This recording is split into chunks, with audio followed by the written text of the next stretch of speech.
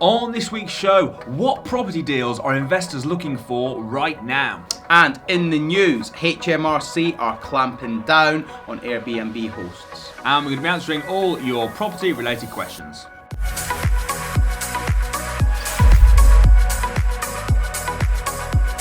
Welcome to the Property Investors Podcast. Thanks so much for tuning in. Make sure you subscribe so you never miss an upload. You can catch us on Apple Podcasts, Spotify and YouTube. Enjoy this week's show and don't forget to share it with all your friends.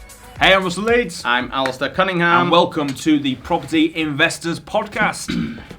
I know, I kind of want to say we're live again, but we did that last week. But it still feels exciting to be live. We're live. However, it's a bit of a somber event, this one. It's true. We let ourselves down last week. Really, we did, didn't we?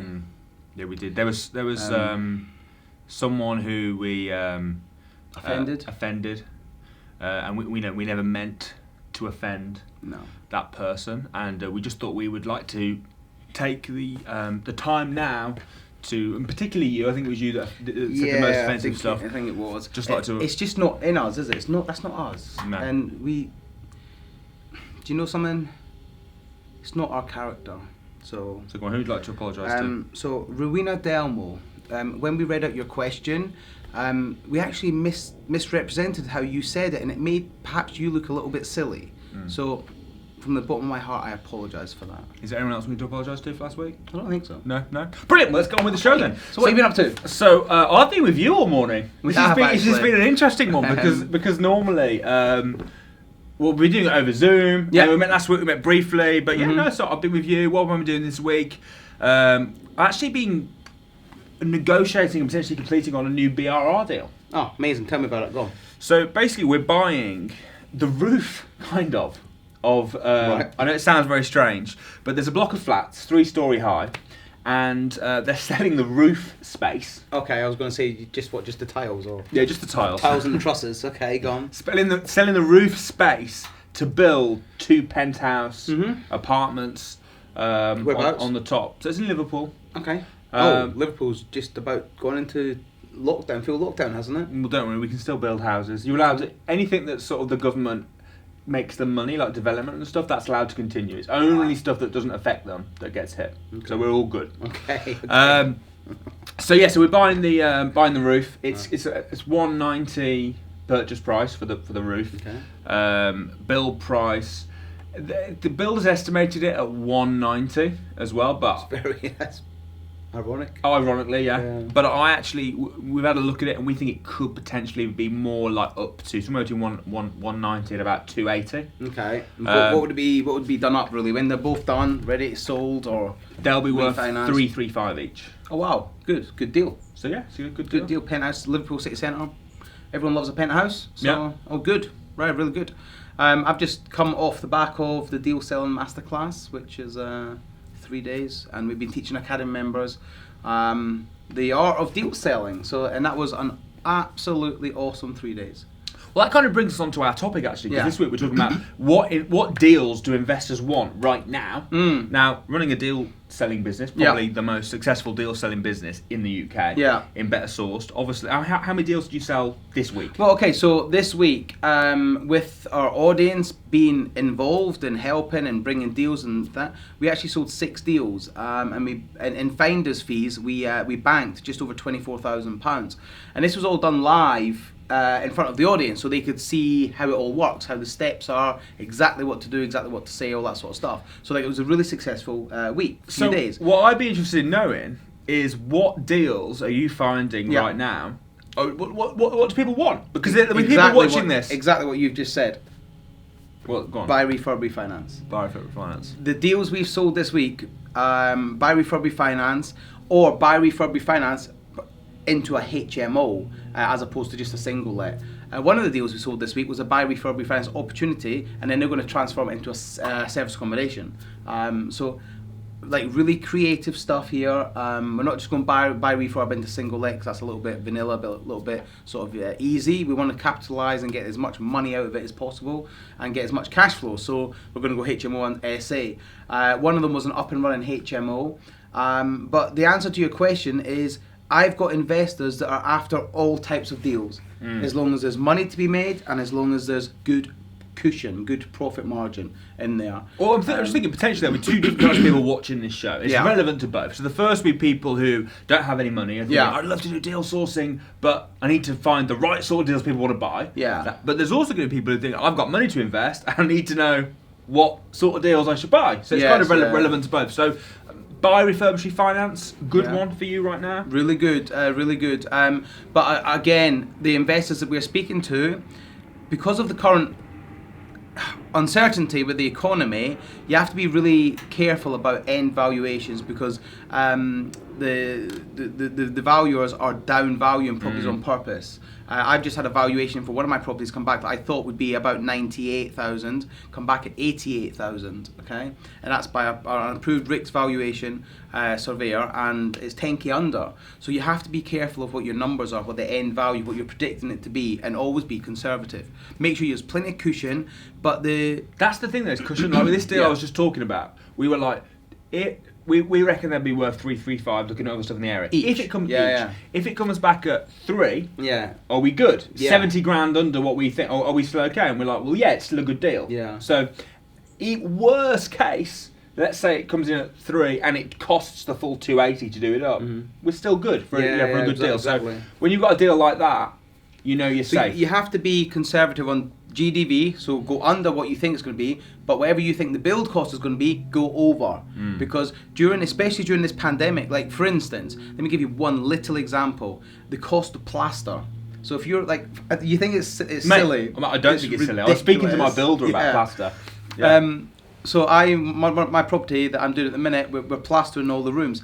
Now the stock of plaster in the UK is just non-existent. What's happening is British Gypsum, who create it and who produce it, they're giving all their stock away to all the big purchasers, the big companies that would buy lots and lots of plaster. So as a result, us mere mortals that are buying 100 bags or whatever just don't have the stock available. So you have to wait weeks and weeks and weeks and weeks and weeks for it.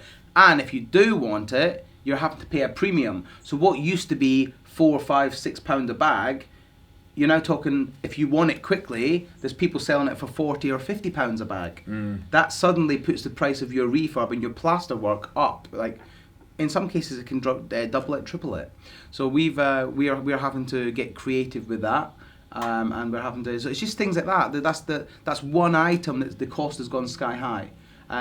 Other things go up as well. And you couldn't get it, could you? You couldn't get it. For ages during lockdown. I know several investors whose projects just come to a complete standstill because they couldn't go any further until the property was plastered. But how much is plaster normally for a bag of plaster? £5, £6. Yeah. My builder was saying he quoted someone for they wanted basically the whole downstairs plastering. Yeah. And he was like, I think they'd put the price up like 5 or 6 times. It was like 35, 40 quid a bag of plaster. He was like, I can do it, but it ain't going to be that price. It's going to be a lot more. And that's just one thing. And then the other thing you got to factor in is the time that it takes to do refurbs now, because a lot of areas, take Liverpool, they're in now tier 1, I believe, lockdown. So they're in lockdown. So I know businesses can still trade, but technically trades, you're not allowed any more than one trade in a property at a time. So the electricians will have to go in, and even then they're not allowed more than 2 people in the building at a time, and they have to be on separate floors.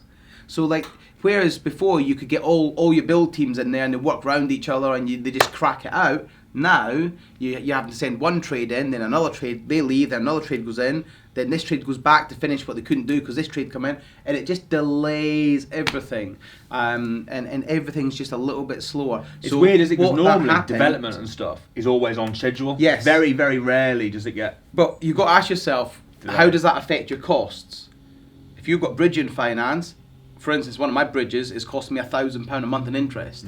So every month it goes on, it's another £1,000. It's not just bridging though, it's stuff like scaffolding. Yeah. Like we're spending at Ribsford, we're spending like 30 grand a month in scaffolding. Do you know what I mean? So it's just like obscene sums of money. But it is what it is. We just have to deal with it, suck it up and move on. That's why make sure whatever you're buying, the cushion is massive. Massive. It has to be big, and only buy the absolute best deals. Yeah. So I think deal sourcing's very, very working very well at the minute. I've also noticed HMOs. A lot of people are very interested in HMOs right now. I think we did talk about this briefly because someone asked the question about do you think HMOs are being empty and left? But I think that with the way the country's going. Yeah, we talked about this last week, and you came up with a very good point, which I didn't even really factor into, about how people are going to be suffering in the pocket, so they might be having less money around, so they might have to downsize and move into a HMO. I didn't even consider that. But yeah, you're very, very valid. But what I am seeing after speaking to lots of HMO managers, I actually think, like, sort of middle of last year, beginning of last year, HMOs were booming. And then I think towards the end of last year, everyone started flipping to buy refurb. And it started, the HMO market seemed to sort of steady out a little bit. But I think it's coming back now. But I think it's coming back with a vengeance, in the sense of that people only want high-end, with en-suites, and like proper It's nice. almost like mini apartments now, isn't it? Yes, yeah, absolutely. Yeah. I'm sort of seeing that as well. But what people are doing now is, because combining BRR with, in which case you're doing the house up anyway. It's not like the old way, not the old way, it still works, but the way that traditionally we did anyway, HMOs, was you buy a house, spend as little on it as possible. Obviously keeping it legal. Of course, but it was like, the house, you know, a bedroom, you put a bed in it. Yeah. You don't add an ensuite, you don't go to town, you keep your costs down, buy a house for say 100 grand, spend 10, 15 grand doing it up, 20 grand maybe doing it up, and then rent it out room by room. It's a really good ROI. But the new method is find a house on a BRR, do it up, pull all your money out. I'm not a big fan of the commercial valuations. No, neither am I. Why not though? A couple of reasons. Yeah. First of all, the main reason actually. The main reason is, in order to get it as a commercial valuation, you've got to really change it so that it can't be a house. See, mostly now with houses, like my house for example, all the rooms are ensuite anyway. Yeah. Most modern houses, they want ensuite rooms anyway, so making rooms en suites is just a bonus.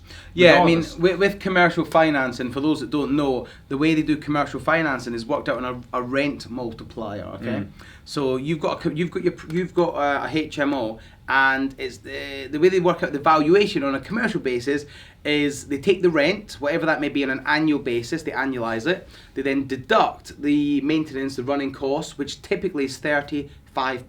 Okay, so let's just say the property will earn £30,000 a year. They will then deduct 35% off that, or whatever the local amount is that they deduct off. It varies county to county. Okay, then they times that by the local multiplier, and that's anywhere from 8 to 12. Now, for instance, I know somebody's doing a deal at the minute in Liverpool, and they've got a multiplier of 9.2. So the rental income divided by take away the 35% for the maintenance running cost times 9.2, and that will give you your end valuation. Now, what that means is, in some cases, the commercial valuation will be higher than the bricks and mortar valuation. Oh, well, that's why it works as a strategy. Not all cases. Not all cases. Not all cases. But that's what you want it to be. You want it to work that way. But it's got its downsides. For it to be classed as a commercial HMO, it has to look like a commercial HMO. It has to feel like a commercial HMO. It can't just be a house that you've stuck a fire door in. No. It has to actually be a property that, if you want to convert back to residential, will take some work. That's my issue with it. That's the difference. Your plan B. See, if HMOs for whatever reason didn't work, and now you've got this big thing with a massive mortgage, and it's like, oh. And that's the thing, it's a higher mortgage. Yeah. So it's now a commercial mortgage that only selected people will get commercial lending upon. Yeah. Not every landlord will get commercial mortgages. It's great. Yeah. It is great, but you kind of stuck with it. So someone asked me the other day on one of the Samuel 365 coaching calls. They're asking me about small service accommodation units. Yeah. So I'll give it like my. Stepdad actually has just done one. It's a barn, but literally the room, it's 2 rooms, an upstairs and a downstairs. Okay. So the downstairs is like a kitchen, lounge, dining area, but it's like the size of a caravan. Okay, it's a tiny thing. It's not big. And then upstairs is an ensuite and a bedroom, and that is it. There's no hallway. It's just literally just 2 rooms, right? Which is great. It's going to work really well. He's pulled all his money out, so he's got it for free. BRR deal, great. But the problem is you've got no plan B, do you? Yeah. So if, for whatever reason, service accommodation doesn't work, you can't go, I'll just rent it out as a single let. Yeah. Well, no one's going to want to live in that as a single let. I agree with that. That's But the commercial HMOs is the same. If it doesn't work, I always like to have a plan B. Of course, yeah, absolutely. 2 plans. The thing is also, the other problem with commercial is if you have to sell it, the mortgage is higher than the bricks and mortar. So you're only going to be able to sell it to certain people that can get commercial lending or cash buyers. But if you it doesn't try and work, sell it, it doesn't work. Yeah, Who's exactly. going to buy it? So if it doesn't work as a HMO in the first place, it's a really bad investment. So anyway, so what people do, BRR, changing it a bit, adding on suites, but now it's just a really nice house. Yeah. So you could still sell it as a single. If you look at this house I'm doing at the minute, I've just had the kitchen drawings come back. I haven't been to it yet. It is, come down to it. Right. But it's high end. It's like, I sent pictures to friends and they're like, geez, can I move in there? And it's like really, really high end. We're not scrimping on it at all. And it's going to be rented out, 5-bedroom HMO. But interestingly though, if it didn't work as a HMO, it will work. But if it didn't, I could easily flip it into run it still as I could run it as a service accommodation with 5 rooms. Because I could put digital keypads on the front, digital keypads on all the doors. Run it as an SA for 5 rooms for whoever wants to stay there, worker and business people, and get 70, maybe 60, 70 pounds a night as opposed to £600 a month.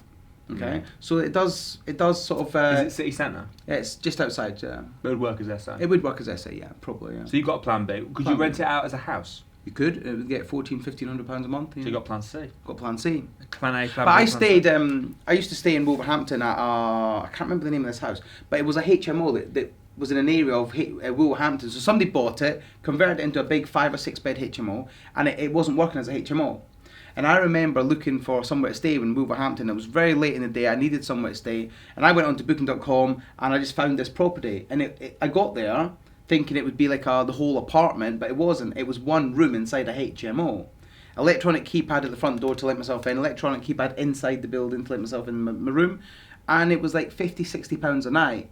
So in Wolverhampton, a room will get typically £350 to £450. You know, I think on it was that the one. Is it on? I can't remember the name of the road now. Northampton Road East or something. I mean, I have no idea. Big, massive, big house. It's big, yeah. But probably this property would get over the month, say 5 rooms at £450. That's what, £2,500 a month or whatever. But the problem with this, what they've done, they got creative. They made it into service accommodation, and it was getting £50 to £60 per night per room. So it's getting £500-600 a night. Or not £300 to £400 a night instead of £300 to £400 per room per month, and they're getting much more income. So they've gone from making two grand a month to making £4-5 a month, and just being creative and having multiple exits and multiple plans. So cool. So if you were going to sum up, then you think deal sourcing's good right now? Deal sourcing's we're doing numbers. We're actively selling deals. We've got lots of investors screaming out wanting to buy at the minute with the current climate. I think deal sourcing's always going to be relevant. It's always going to be working, and I think actually, it's going through a bit of a boom at the minute. Deal sourcing's good. We might talk a bit more about service, because service accommodation is good if you do it right. Yeah. Okay. Right, Yeah. 100%. So service accommodation is good. We might talk a bit more. Can't talk. Might talk a bit more about that next week, maybe how to make service accommodation work if a lockdown comes in. Yeah, you can do it. Yeah. A lot of people can't, but you can do it. So HMOs really good, going places. BRR. So yes, it's some good stuff, some good strategies to get into right now. Right, it's now time for this.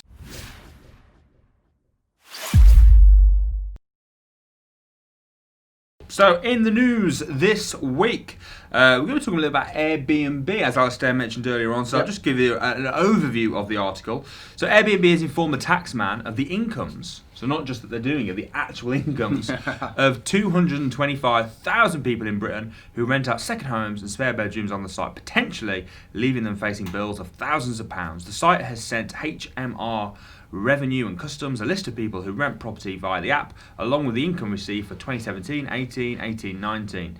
This move is part of a deal struck with Airbnb over its own unpaid tax, in which it agreed to pay an extra 1.8 million on top of the 1.1 already paid. Oh, so that sounds like they got caught, so they're going to throw everyone else under the bus. Pretty much. That's what it sounds like, doesn't it? Pretty so much. They got caught evading tax or whatever, and it's like, well, actually, he was doing it as well, so I'm going to throw him under. Yeah. I mean, obviously, I don't know. What are your opinions on it? Well, my first opinion is looking at it from an investor point of view. If you're a property investor, renting out you should be doing it legally and stuff anyway, right? 100%, yeah. It's important that you run it as a business, Yeah. you do it professionally, you have an accountant, you know, you don't want to just be doing it on the side and cash in hand type stuff, right? So on the one hand, I kind of think, fair enough. Yeah. On the other hand, no one likes the grass. No one likes the grass. And it's like, you know...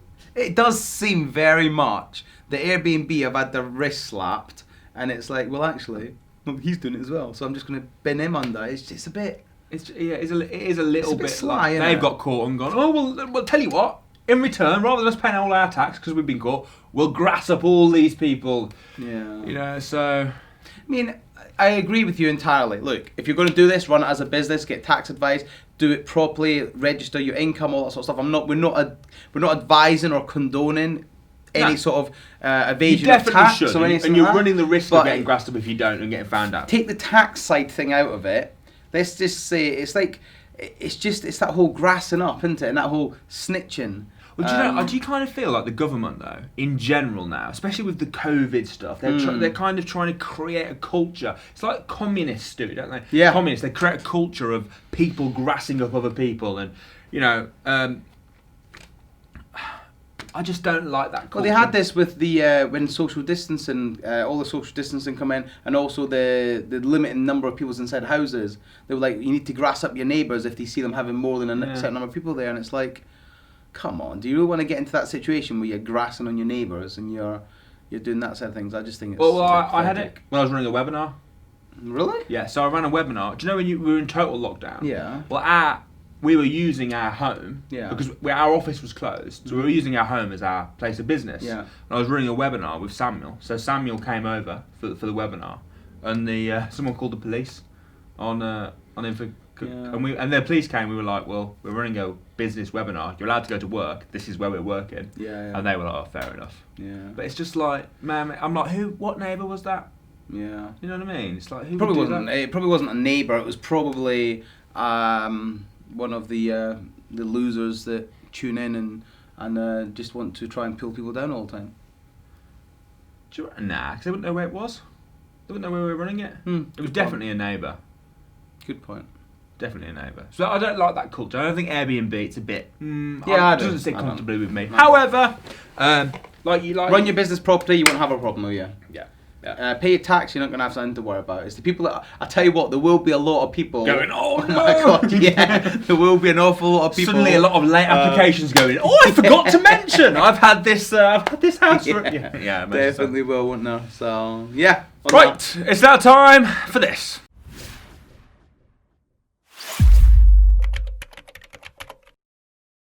Okay, so this is the part of the show where you ask questions and we do our best to answer them. So we're going to answer a couple of questions this week. These have come into our Instagrams. Mine, by the way, if you want to check us out on Instagram, is at Russell Leeds. And I'm at Alistair_Cunningham. I'm going to change that because every time you say, why do you make it so complicated? It's not that complicated, is it? Yeah. I just say why do you use underscore. Yeah, but I don't know. I think because somebody else had Alistair Cunningham, I don't know. Who else had Alistair Cunningham? Probably somebody called Alistair Cunningham.